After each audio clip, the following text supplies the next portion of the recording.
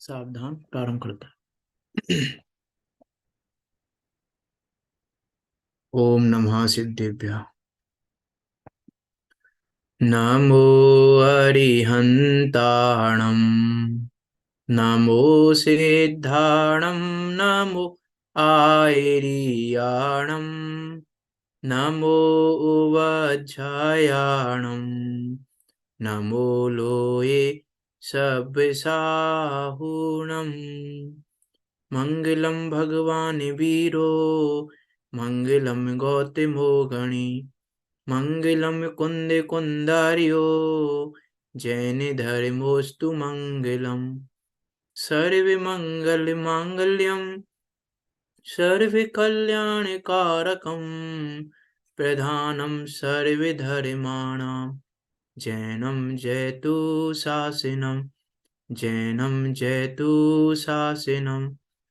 यस्य स्वयं स्वभावाप्ति अभावे कृतस्नकर्मणा तस्मै संज्ञानिरूपाय नमोस्तु परमात्मने। प्रगटा सहज स्वभाव निज हुए करम हरिनाश ज्ञान रूप परमात्म को प्रणमु मिले प्रकाश प्रणमु मिले प्रकाश। आचार्य पूज्यपाद स्वामी द्वारा विरचित यह इष्टोपदेश नामक ग्रंथ जो कि 51 गाथाओं में निबद्ध है और इन 51 गाथाओं के माध्यम से आचार्य पूज्यपाद स्वामी हमको मोक्ष मार्ग समझा रहे हैं, उसी गायक को समझा रहे हैं, उस इष्ट की प्राप्ति का उपाय बता रहे हैं, उस वो इष्टोपदेश दे रहे हैं। ऐसा यह यथा नाम तथा गुण धारण करता हुआ ऐसा यह अनुपम व अद्भुत ग्रंथ, इस पर हमारी चर्चा चल रही है। स्वात्म संवित्ति की चर्चा चल रही है। आत्मा का अनुभव कैसा है, वो आत्म तत्व कैसा है और आत्म अनुभव में होने वाला आनंद कैसा है और वो दशा कैसी है, उसकी बात यहाँ आचार्य पूज्यपाद स्वामी कर रहे हैं। देखो 46 नंबर की गाथा चल रही है, आज समाप्त करेंगे इसको। 46 नंबर की गाथा पढ़ते हैं। आविद्यान पुद्गल द्रव्यम योभिनंदति तस्य तत् ना जातु जंतु सामेप्यम चतुर्गतिषु मुच्यति। करिता पुद्गल द्रव्य का अग्ग समादर आप तजे न चतुर्गति में अतः पुद्गल चेतन साथ। देखो क्या कह रहे हैं अन्वयार्थ में। जो हे उपाय तत्वों को नहीं जानने वाला अविद्वान पुद्गल द्रव्य को शरीर आदि को अभिनंदिता है, श्रद्धता है, अर्थात उन्हें अपना स्वरूप मानता है, उस विचारे जीव को सात के संयोग संबंध को वह पुद्गल नरक आदि 4 गतियों में कभी भी नहीं छोड़ता। और देखो इसमें क्या कह रहे हैं टीका में भी, और जो अविद्वान है अर्थात हे उपादेय तत्वों से अनभिज्ञ हैं, वह पुद्गल द्रव्य को अर्थात देहादिक को अभिनंदिता है, श्रद्धता है, अर्थात उनको आत्म भाव से और आत्मीय भाव से आत्मा रूप और आत्मा का मानता है। क्योंकि हे उपादेय तत्वों को तो जानता ही नहीं है, हे क्या है उपादेय क्या है ये तो जानता ही नहीं है, और पुद्गल द्रव्य को अभिनंदिता है, पुद्गल द्रव्य को श्रद्धता है, और पुद्गल द्रव्य को अभिनंदिता है तो कुछ पुद्गल द्रव्य को तो मानता है कि मैं हूं, आत्मा रूप मानता है, और कुछ पुद्गल द्रव्य को मानता है कि ये आत्मा के हैं। आत्मा के हैं नहीं मानता है, आत्मा का नहीं मानता है, आत्मा रूप भी नहीं मानता है। आत्मा का मानता तो शरीर का ही है, लेकिन शरीर को ही आत्मा मानता है। मानता क्या है, शरीर को ही आत्मा मानता है, इसलिए ऐसा मानता है ये तो मेरा है, ये तो मेरा है और मैं तो जीव हूं। इसलिए यहां कह रहे हैं आत्मा का मानता है, क्योंकि शरीर को ही अपना मानता है, शरीर को ही अभिनंदिता है, और शरीर के आश्रित जितने भी संयोग हैं उन संयोगों को भी अभिनंदता है, उन संयोगों को भी श्रद्धता है। शरीर को अपना मानता है और पुद्गत द्रव्यों को अपना मानता है, और इसके कारण अग्रहित मिथ्यात्व ही नहीं, ग्रहित मिथ्यात्व को भी पुष्ट करता है। अग्रहित को तो पुष्ट करता ही है, लेकिन ग्रहित मिथ्यात्व को भी पुष्ट करता है। ये वाली बात है। शरीर को अपना मानने से और पुद्गत द्रव्य को अपना मानने से अग्रहित मिथ्यात्व होगा कि ग्रहित मिथ्यात्व होगा?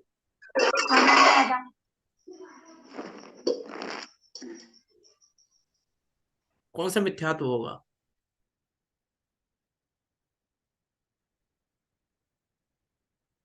ग्रहित होगा कि अग्रहित? हाँ, क्या पूछ रहा है? शरीर को अपना मानना, पुद्गत द्रव्यों को अपने मापना माने यदि, तो अग्रहित मिथ्यात्व होगा कि ग्रहित मिथ्यात्व होगा? अग्रहित मिथ्यात्व है। ग्रहित मिथ्यात्व नहीं है। पुद्गल हाँ, द्रव्य को तो अनादिकाल से मान रहे हैं। अनादि से पुद्गल को ही अपना मानते रहे हैं। अग्रहित है, और अग्रहित के चक्कर में हम ग्रहित को भी पुष्ट करते हैं। अग्रहित के चक्कर में ही ग्रहित को पुष्ट करते हैं। हमको क्या लग रहा है, हमारे कौन सा मिथ्यात्व नहीं है? ग्रहित तो है नहीं हमारे, देखो अग्रहित बचा हुआ है हमारा, है कि नहीं बात? हमारे ग्रहित तो है नहीं, देखो सच्चे देव साधुगुरु को पूछते हैं हम, अन्य देव को गुरु को तो पूछ नहीं रहे हैं, तो ग्रहित मिथ्यात्व तो हमारे बचा ही नहीं है। अग्रहित मिथ्यात्व नष्ट करना है हमको बस, कि अरे नहीं, देहादिक को अभिनंदिता है, पुद्गत द्रव्य को श्रद्धता है, तो वहां पर ग्रहित को भी पुष्ट करता है, ग्रहित मिथ्यात्व को भी पुष्ट करता है। जैसे मान लो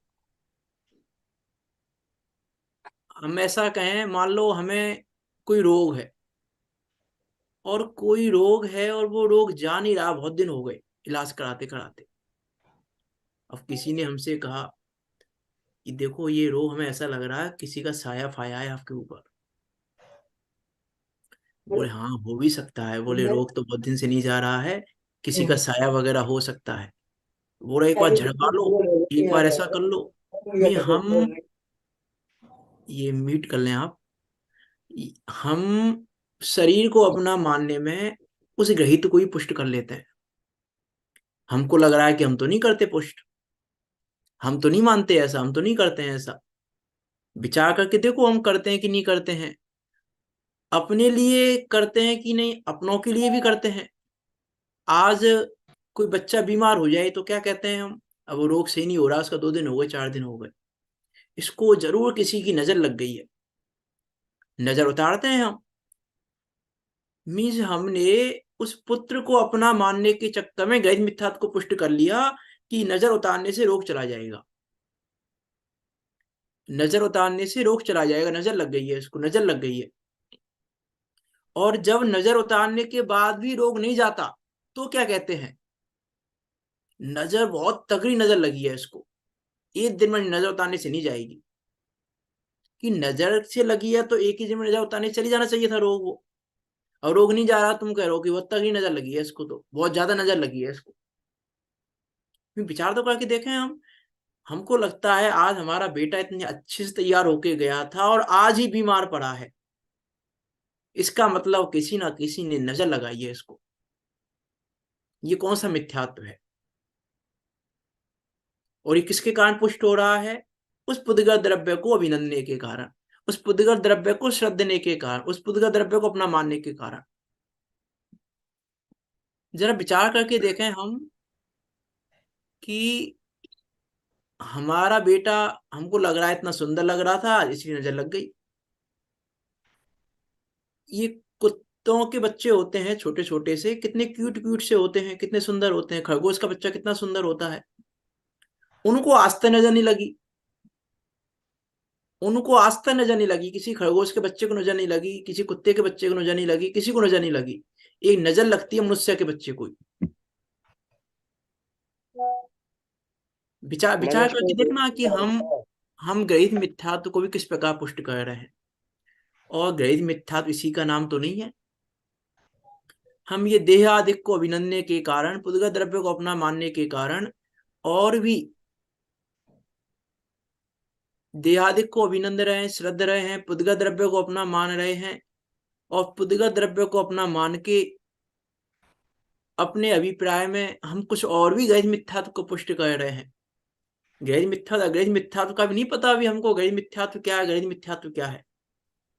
अभी हमको लगता है कि गैर मिथ्यात्व नहीं है हमारे, अभी हमारे अंदर गैर मिथ्यात्व भरा हुआ है। एक बात नहीं है, ये तो मैंने एक एग्जाम्पल दिया है। अभी हम विचार करके देखें हमारे अंदर कितना गैर मिथ्यात्व भरा हुआ है। हमको लगता है कि आज हम मंदिर गए थे, आज हमने ढोक अच्छे से नहीं दी, आज इसलिए हम बीमार पड़ गए।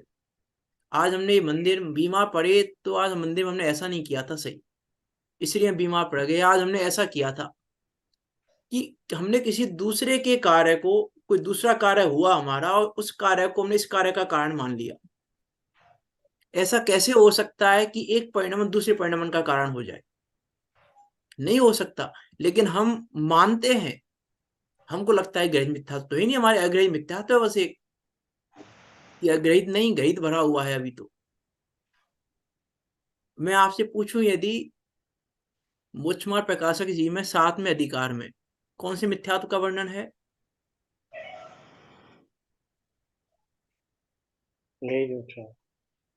हाँ, ग्रहित का है कि अग्रहित का है? कौन से मिथ्यात्व का वर्णन है? ग्रहित का।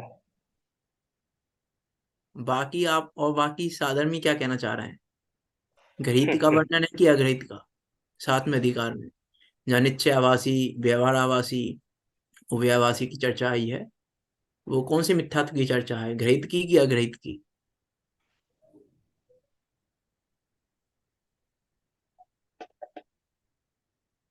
दोनों ही है।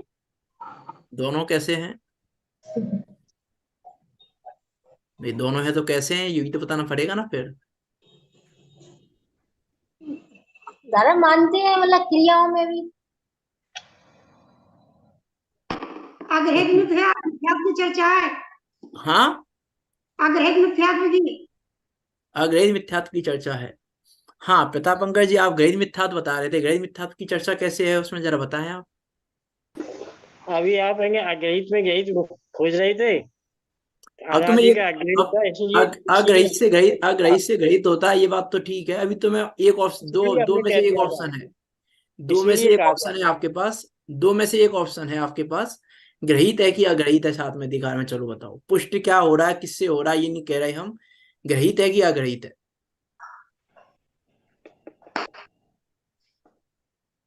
बताओ। अग्रहित है, अग्रहित पुष्ट हो रहा है। अग्रहित मिथ्यात्व की चर्चा है 7वें अधिकार में। अरे अग्रहित मिथ्यात्व की चर्चा तो चौथे अधिकार में पूरी कर दी उन्होंने, मुच्छर प्रकाशक में पंडित टोडरमल जी ने। चौथे अधिकार के बाद चर्चा है ही नहीं अग्रहित मिथ्यात्व की तो। चौथे अधिकार के बाद पूरी चर्चा ग्रहित मिथ्यात्व की है, हम उसे तो समान मानते 5वें हैं। में भी, 6वें में भी, 7वें में भी। अब सोचो हम ग्रहित अग्रहित को कितना जानते हैं। अब सोच के देखो हम कितना जानते हैं ग्रहित और अग्रहित मिथ्यात्व को भी। ये निश्चय आवासी की मान्यता अनादि से है क्या हमारी? व्यवहार आवासी की मान्यता अनादि से है, ये तो पढ़ के हम हुई है, तो ये तो हम हमने तो ये पढ़ के की मानते है। हैं हमने न्याय को समझा नहीं। तो ये हमने मानते हैं कि अनादि से शरीर में एकत्व ममत्व कर्तव्य भोक्तव्य बुद्धि है, ये अग्रहित है। इसको कभी हमने टूरा नहीं है। ये और तो ग्रहित अग्रहित है। मैं तो पूछ रहा था 7वें अधिकार में जो चर्चा है वो कौन से मिथ्यात्व की है, वो साथ ग्रहित में की का है कि अग्रहित की है? हमको लगता है अग्रहित मिथ्यात्व की चर्चा है। लेकिन अग्रहित मिथ्यात्व की चर्चा कैसे है? वो तो ग्रहित की है। निश्चय आवासी की मान्यता अनादि से है क्या हमारी? नहीं है। निश्चय आवासी की मान्यता तो निश्चय ने पढ़ के की है, हमने निश्चय ने का स्वरूप समझा नहीं और निश्चय ने को पढ़ा और निश्चय आवासी हो गए। तो ये तो हमने ग्रहण किया है, ये तो हमने ग्रहण किया है ना, निश्चय आवास, व्यवहार आवास, उभयावास सब ग्रहण किया है हमने, और हमको लग रहा है अग्रहित मिथ्यात्व है। हम विभागाभासी भी तो है अनादि से। हम क्रिया पद्धति में ही धर्म मानते रहे हैं, तो अनादि से ये भी तो है। हाँ, हम बहुत समय से मान रहे हैं। कई क्या माने टीवी अनादि से? कई 9वीं गिरी में तक गए, तब क्या किया आपने? यही तो किया। नहीं तो निश्चय आभासी आप अनादि से हो क्या? निश्चय आभासी ही, निश्चय आभासी हो, व्यवहार आभासी नहीं हो अनादि से, आप निश्चय आभासी ही हो अनादि व्यवहाराभासी से। कह रहे, देखो व्यवहाराभासी कह रहे क्रियाकांड मानते रहे। तो एक बार में एक जीव एक ही हो सकता है। आप निश्चय आभासी हो अनादि से कि व्यवहार आभासी हो अनादि से, ये बताओ क्या हो अनादि निश्चय से? बताओ आप निश्चयवादी क्या तो हो? वर्तमान का है, हाँ, शास्त्र वर्तमान का है, शास्त्र पढ़ के हुए गृहीत मिथ्यात्व है। अरे व्यवहार आभासी भी शास्त्र पढ़ के ही हुए हैं। व्यवहार आभासी भी कितने ऐसा नहीं है कितने हम नाम अनादि के से हो पढ़ा गए, व्यवहार आभासी भी शास्त्र पढ़ के ही हुए हैं। अनादि अनादि काल से तो आपको क्या पता, आपने कितनी बार नए सुना है? आपने व्यवहार, हमने व्यवहार ने पढ़ के व्यवहार आभासी हुए हैं, और निश्चय ने को पढ़कर निश्चय आभासी हुए हैं, और दोनों को पढ़कर अव्यवासी हुए हैं। सही ये बात यही है। का ग्रहण किया है हमने, नया नया नहीं किया है, नया नया किया है, अनादि से नहीं है। ले हमको लग रहा है कि नहीं अग्रही मिथ्यात्व है। चलो मैं तो यहाँ आता हूँ, हम गहरी अग्रही मिथ्यात्व को भी कितना जानते हैं, विचार करके देखें।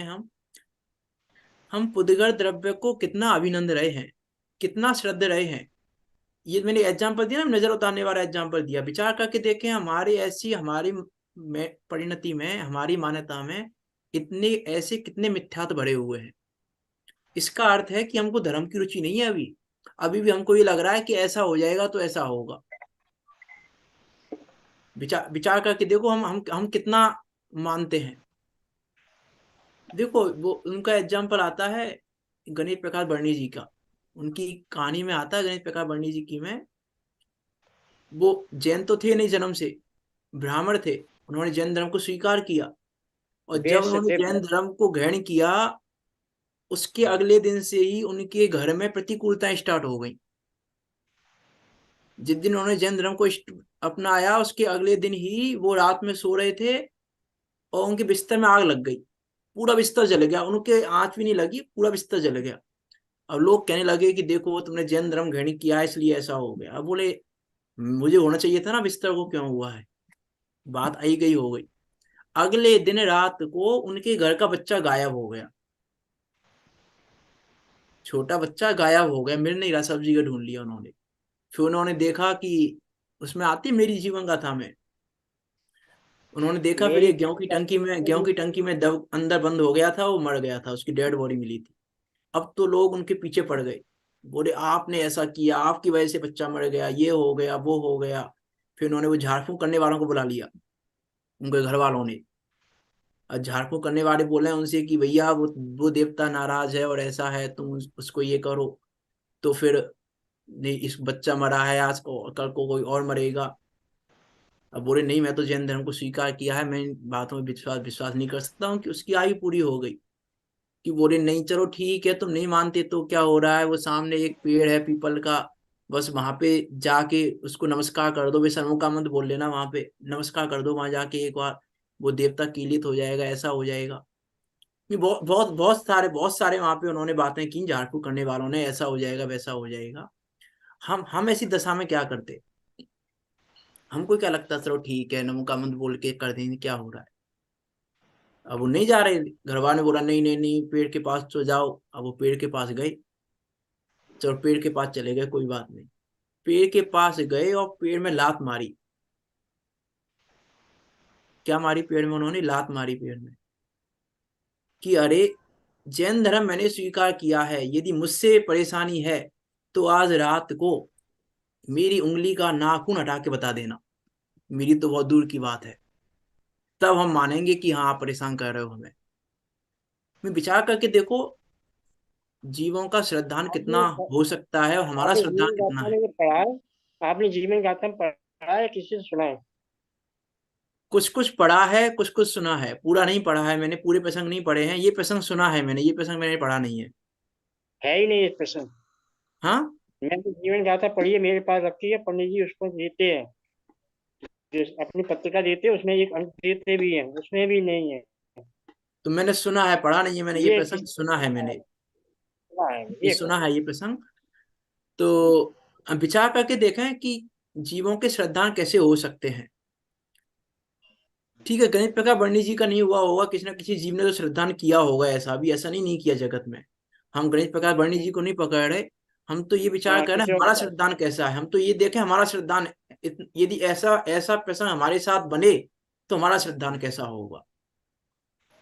में हमें पुद्गल द्रव्य के प्रति, अपने संयोगों के प्रति कितनी रुचि है, कितना हमें अभी श्रद्धा कितना है, हमारा श्रद्धान कैसा है अभी हमारा, उसका हम विचार करें।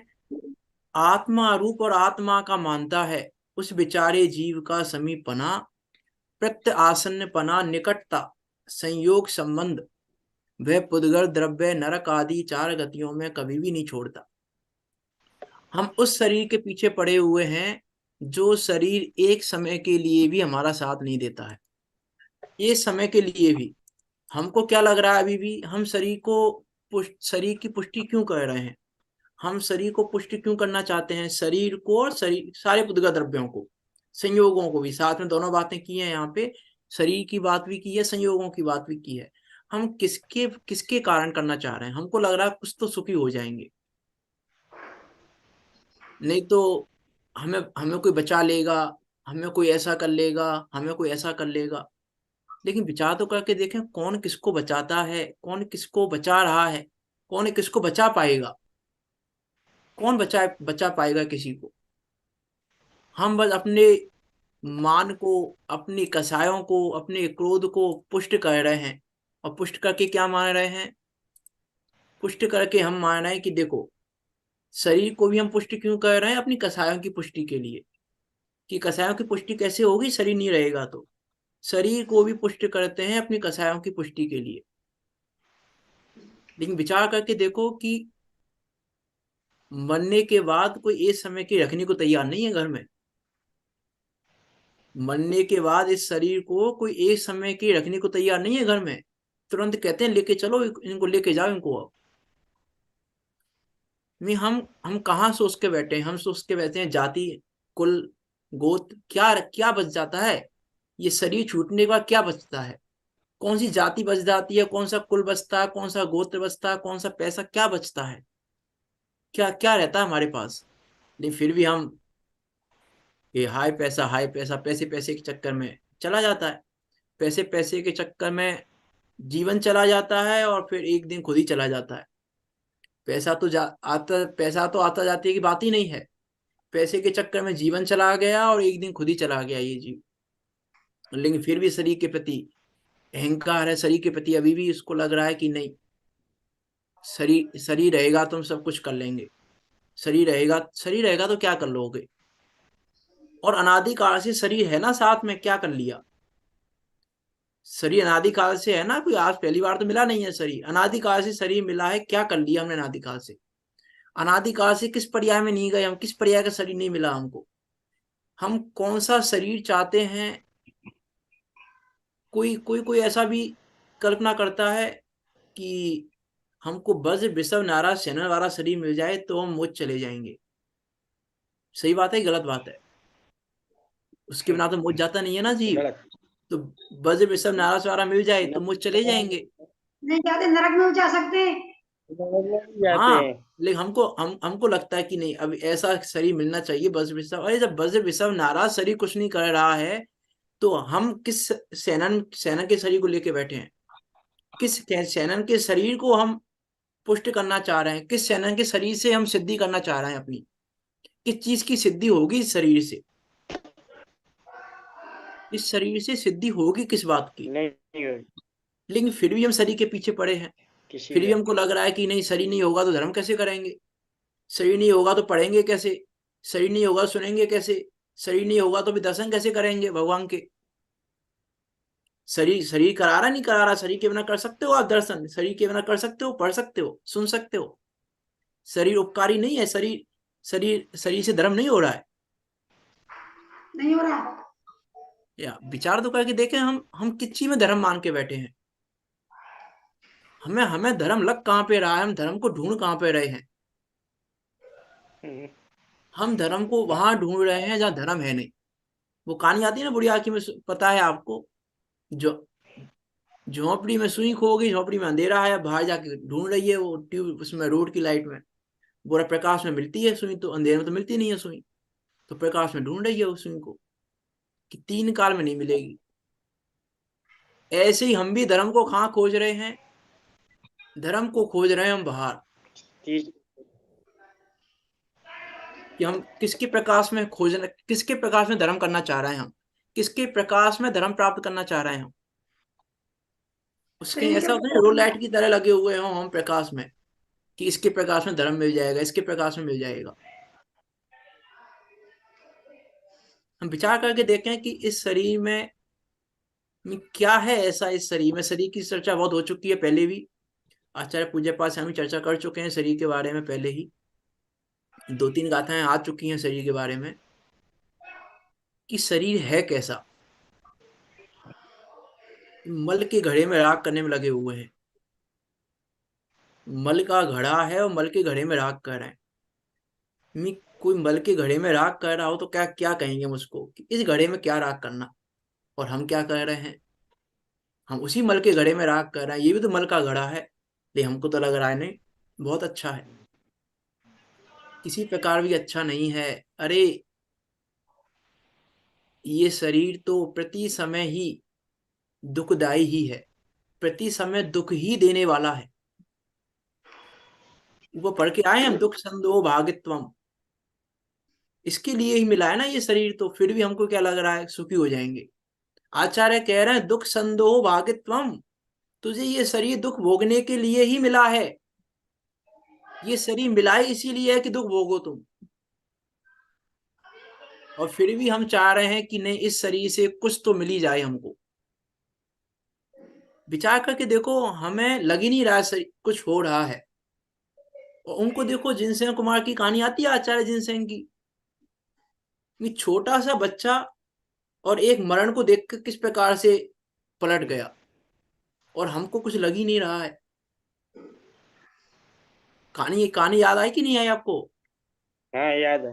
हाँ, तो आचार्य जिनसेन स्वामी अब इसमें खत्म हो कैसे गया। छोटा सा बालक, 5-6 वर्ष का बालक, ये 5-6 वर्ष का बालक, और वो एक मरण मात्र को देखकर उसको कैसा हो गया कि मुझे नहीं मरना, मुझे इसकी नहीं तरह मरना है। अब वो क्या कहता है माँ से अपनी से कि माँ, क्या एक दिन मैं भी ऐसे ही मर जाऊंगा? जब नियम है ऐसा कि जो जन्मने वाला मरता ही है, तो क्या एक दिन मैं भी ऐसे ही मर जाऊंगा? उनको अच्छा देती बस आई तुम्हारे अंदाज से। नहीं, आचार्य कुंद कुंद देव की नहीं है वो, आचार्य जिन जिन जिन जिन सेनाचार्य आचार्य की जिन है। सेनाचार्य की है। हाँ, वो माँ तो माँ माँ लेके माँ गई से थी। कहता है, माँ मैं भी एक दिन मर जाऊंगा क्या ऐसे? तो माँ क्या कहती है, ये देखो श्रद्धना अभिनंदना, ऐसा मत बोल, ऐसा मत बोल, मेरे लाल का तो कोई बाल भी माँ का नहीं करे। तो वो बोलता है, बेटा कि माँ जब नियम है ऐसा तो मैं भी मरूंगा ना एक दिन, तो मुझे उपाय बताओ आप, क्या उपाय है इसका जिससे मैं मरूं नहीं? माँ बोली कि नहीं जैन मुनि बेटा के जाने पास दे, है। नहीं बताओ मुझे तो आप कि मैं मरूं नहीं, ऐसा क्या उपाय है? तो माँ बोली बेटा वो उपाय तो बीर सेनाचार्य के पास है, मेरे पास नहीं है वो उपाय। तो फिर फिर वो बच्चा, देखो 6 वर्ष का बच्चा, अब ठीक है चलो बीर सेनाचार्य के पास से चले जाएंगे, कि नहीं, बीर सेनाचार्य के पास गया, और बीर सेनाचार्य के पास जाके क्या बोला, दुखी होके बोला, हे देव मैं मरने से घबराया हूं, माँ ने मुझे बताया है कि आप मुझे बचा लोगे, इसीलिए मैं आपकी शरण में आया हूं, अब आप मुझे बचा लीजिए। फिर वो आगे जो हुआ वो तो वो अब आगे मुनियों के साथ ही रहा, फिर आगे दीक्षा ली, फिर जिनसे नचार्य बने। मेरा कहने का अर्थ है कि हमको क्या लग रहा है, ये जब छोटा बच्चा समझ सकता है 6 वर्ष का, तो हम नहीं समझ सकते? ये छोटा 6 वर्ष का बच्चा ये समझ सकता है कि ये शरीर आग करने योग्य नहीं है, तो हम किसके पीछे पड़े, हम किस किस को अभी लगे हुए हैं अपना मानने में, ये मेरा है, ये मेरा है, ये मैं हूं, ये मैं हूं। दो बातें नहीं, आचार्य पूज्य पाद स्वामी ने कहा था, मैं हूं और मेरा है। पुत्र द्रव्य में दो ही बातें करता है ये, या तो मैं हूं करता है या मेरा है करता है। और कर्तव्य तो तभी आता है जब मैं और मेरा होता है, उसके बिना कर्तव्य आता नहीं है। तो अहमपना और ममत्वपना, ये दो करने पर कर्तव्य आता है। तो ये पुद्गल द्रव्य में दो ही काम करता है, तो अहमपना करता है, ममत्वपना करता है। अरे ये तो जिन सेनाचार्य की बात, प्रथमान योग भरा पड़ा है, प्रथमान योग भरा पड़ा रिश्तों से। प्रथमान योग ऐसे ऐसे रिश्तों से भरा हुआ है कि उस रिश्ते ने उसके साथ ऐसा किया, फिर भी हमको लगता है कि ये रिश्ता अच्छा है।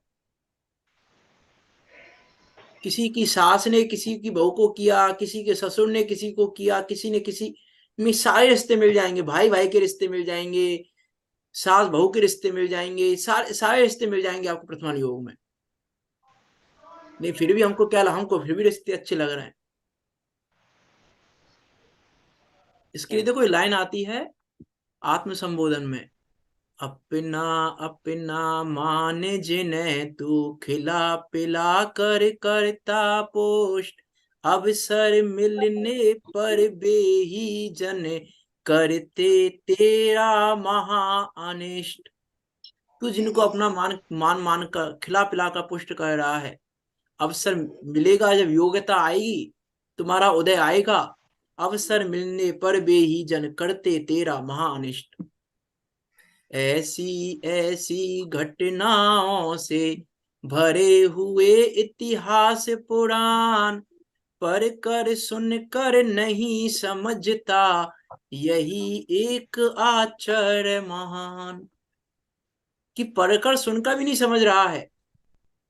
प्रथमान यो बता रहा है कि ये शरीर शरीर दुखदाई है, ये शरीर चार गतियों में घुमाने वाला है, इस शरीर का राग तुझे चार गतियों में ले जाने वाला है, ये बता रहा है प्रथमान योग। लेकिन उसके बाद भी हमारी प्रवृत्ति शरीर के अधीन हो रही है, फिर भी हम शरीर के अधीन ही परिणमित करना चाहते हैं। हम शरीर को अपने अधीन परिणमित नहीं करा रहे, हम शरीर के अधीन परिणमित कर रहे हैं। शरीर जैसे जैसे कह रहा है वैसे वैसे कर रहे हैं। शरीर कहता है अभी आराम करो तो आराम कर लेते हैं, शरीर कहता है अभी खा लो तो खा लेते हैं, शरीर कहता है ये कर लो तो कर लेते हैं। हम शरीर के अधीन है कि शरीर हमारे अधीन है? वस्तु व्यवस्था में तो कोई किसी का अधीन नहीं है, लेकिन हम क्यों अधीन हो रहे हैं? शरीर तो हमारे अधीन नहीं है, ये तो प्रत्यक्ष दिखाई दे रहा है कि शरीर तो मेरे अधीन बिल्कुल भी नहीं है। जब शरीर मेरे अधीन नहीं है, शरीर मेरे अधीन परिणमित नहीं हो रहा है, शरीर अपनी इच्छा अपनी योग्यता अनुसार परिणमित हो रहा है, तो मैं उसके अधीन परिणमित क्यों हूं? चलो शरीर मेरे अधीन हो रहा होता तो मान भी लेते हैं हम बात को कि भैया शरीर हमारे अनुसार हो रहा है, हम शरीर के अनुसार हो रहे हैं।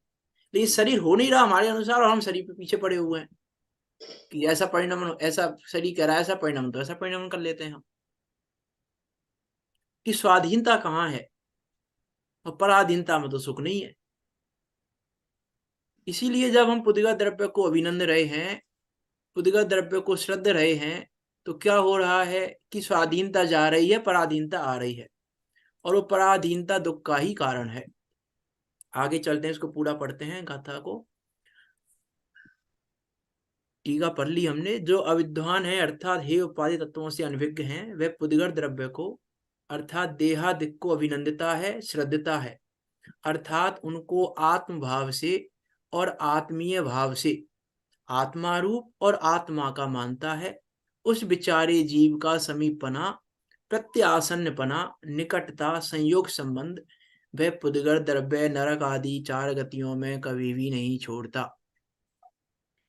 भावार्थ में देखो, अज्ञानी जीव शरीर आदि पुद्गल को आत्मस्वरूप और आत्मा का स्वरूप मानता है, इसीलिए पुद्गल द्रव्य चारों गतियों में आत्मा के साथ का संबंध नहीं छोड़ता, वह साथ का साथ ही रहता है।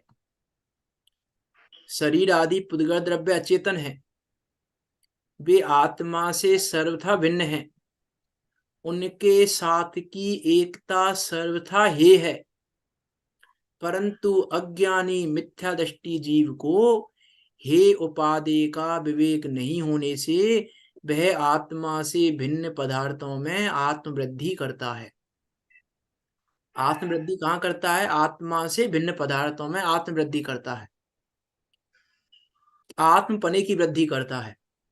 मिथ्या दृष्टि जीव, उसको हे उपादेय पता ही नहीं है उसको कि क्या हे है और क्या उपादेय है।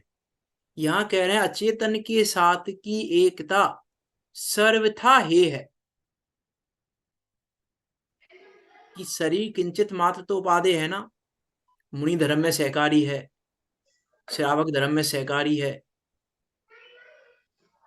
ये मनुष्य का शरीर तो कम से कम मोक्ष जाने में भी सहकारी है ही। इस मनुष्य शरीर के बिना मोक्ष तो नहीं जाता जीव, सहकारी है कि नहीं है?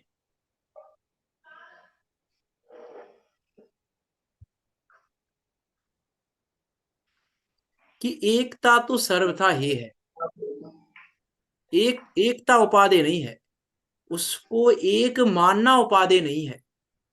शरीर होगा योग्यता अनुसार होगा, शरीर तो मिलेगा योग्यता अनुसार, जो पर्याय मिलनी है वो पर्याय मिलेगी, तिर्यंच की चाहे नरक की चाहे स्वर्ग की चाहे मनुष्य की मिलेगी। चार गतियों के अलावा जाएंगे कहाँ? मोक्ष तो जा नहीं रहे हैं, तो चार गतियों में घूमने तो कहीं ना कहीं तो जाएंगे ही। शरीर तो योग्यता अनुसार मिलेगा, शरीर मिलने में परेशानी नहीं है, शरीर मिल रहा है हमको ये दुख का कारण नहीं है, शरीर मिलना दुख का कारण नहीं है, शरीर में एकत्व होना दुख का कारण है।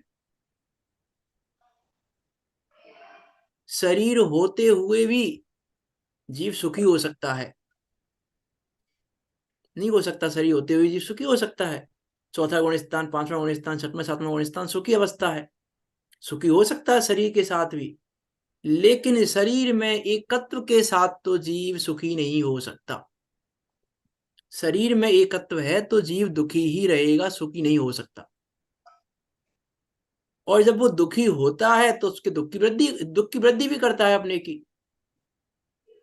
अभी जो शरीर मिला वो पिछले शरीर में राग किया था, इसलिए ये शरीर मिल गया, इस शरीर में राग करके अगला शरीर मिलेगा, फिर उसमें राग करेंगे फिर अगला शरीर मिलेगा, इसीलिए वो शरीर साथ नहीं छोड़ता, चारों गतियों में घुमाता है।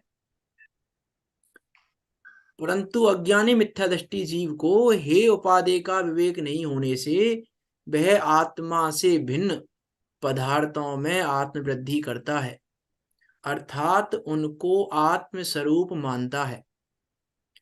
वह उनकी अनुकूलता प्रतिकूलता रूप परिणति को देखकर राग द्वेष करता है और राग द्वेष जनित बंध से उसको नरक आदि चतुर्गति रूप संसार में परिभ्रमण होता है।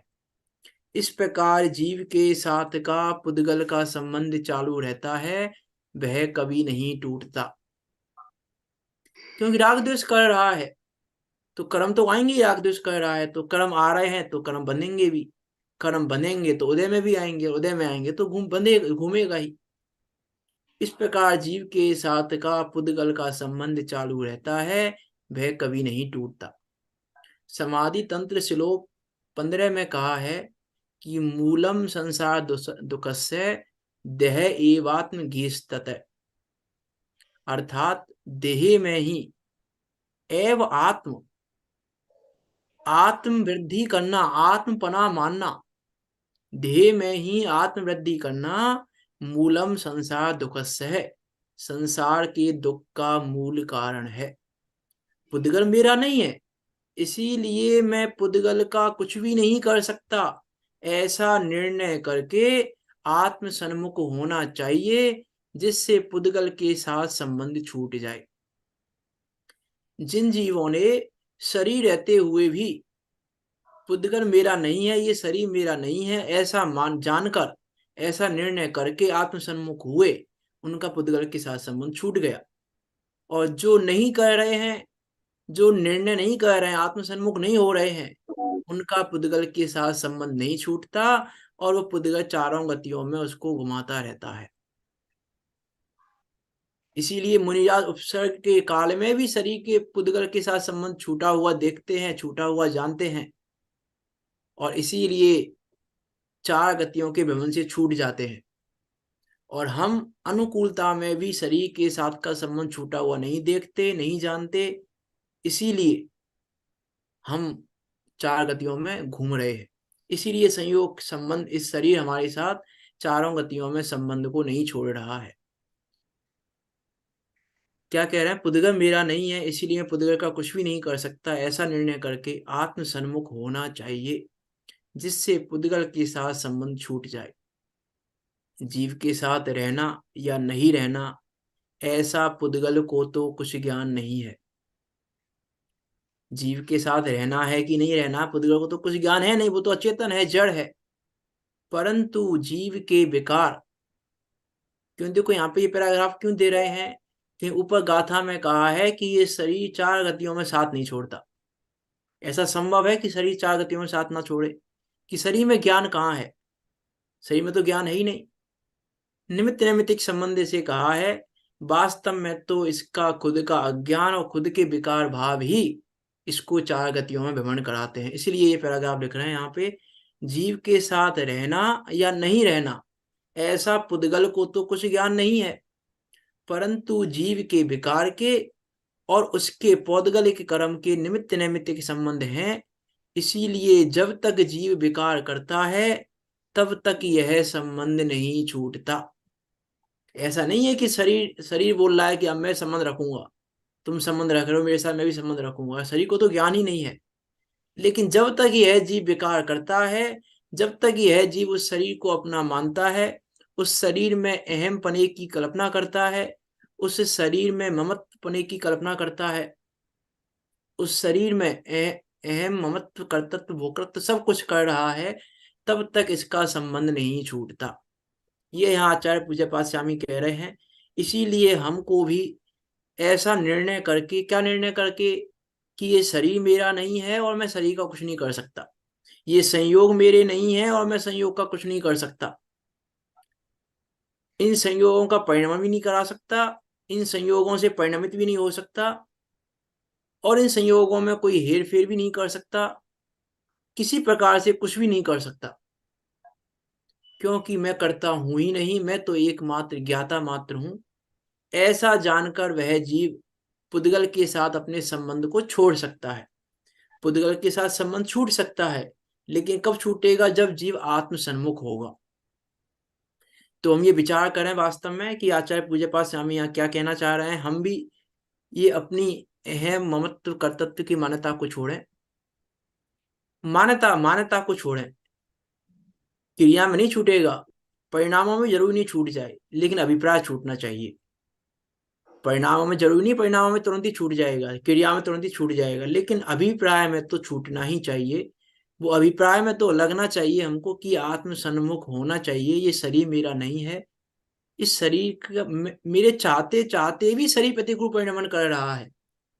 प्रति समय ये शरीर हमको संदेश दे रहा है, एक अचेतन जड़ हमको संदेश दे रहा है कि मेरे में तुम्हारी नहीं चलती, प्रति समय संदेश दे रहा है। उसके बाद भी हम चलाने में अड़े पड़े हैं, फिर भी हमको लग रहा है कि नहीं हम तो चलाएंगे। शरीर का प्रत्येक कार्य हमारे ना चाहने पर हो रहा है, प्रत्येक कार्य हमारे ना चाहने पर हो रहा है, कुछ भी तो नहीं हो रहा हमारे चाहे अनुसार। हम तो नहीं चाह रहे हमारे बाल सफेद हो जाएं, लेकिन बाल सफेद हो रहे हैं। हम तो नहीं चाह रहे हमारे शरीर पर झुर्रियां पड़े, झुर्रियां पड़ रही हैं। हम तो नहीं चाह रहे हमारे शरीर को रोग हो, लेकिन रोग हो रहा है। हम तो नहीं चाह रहे हमारा शरीर को थकान हो, लेकिन थकान हो रही है।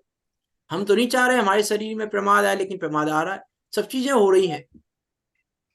तो शरीर प्रति समय मैसेज दे रहा है हमको ये कि मैं तुम्हारा नहीं हूं और तुम्हारा मुझ में कुछ है नहीं और तुम मुझ में कुछ कर भी नहीं सकते हो।